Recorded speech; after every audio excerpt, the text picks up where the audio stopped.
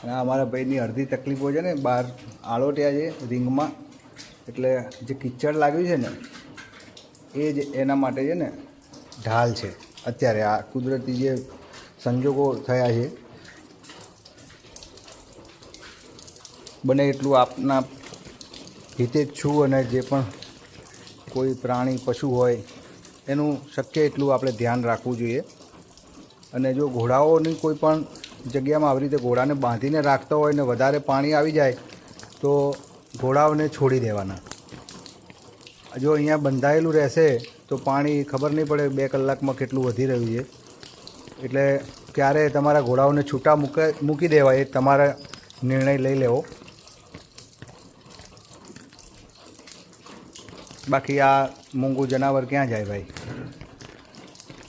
આ અમારો pony stallion છે, મેજિક માઉન્ટ. ખૂબ સારું રાઇડિંગ પણ કરે છે અને જમ્પિંગ પણ કરે છે. હજુ એવો રાઇડર એને મળ્યો નથી. અને આ એક અમારા મિત્ર નરેશભાઈ લુહાર છે. આ ઘોડીને સાઈમા સૈયદ નામની એક રાઇડર એવી મળી.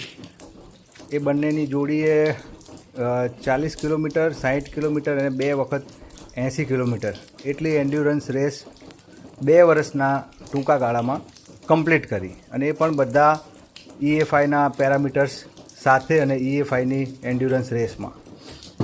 એન્ડ્યુરન્સ કોમ્પિટિશન કે એન્ડ્યુરન્સ ગેમ, આ આપણે રેસની વાતથી છે ને થોડા ઉત્તેજિત થઈને ઘોડા દોડાવવામાં આપણે વધારે રસ લઈએ છીએ, પણ એન્ડ્યુરન્સ ગેમની અંદર તાલમેલ જોવામાં આવે છે, ઘોડાઓની હાર્ટબીટ અને એ જોવામાં આવે છે.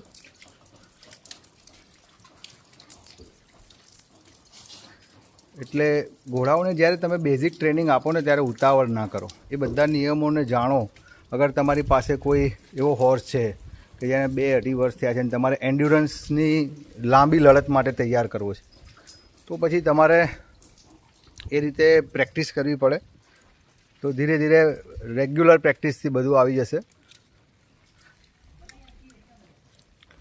એટલે એન્ડ્યુરન્સ એક એવી ગેમ છે જેમાં કોઈ પણ પાર્ટિસિપેટ કરી શકે છે, અને એક બહુ જોયફુલ ઇવેન્ટ તરીકે એને તમે જો સ્પોર્ટિંગ સ્પિરિટથી લેતા હશો તો તમને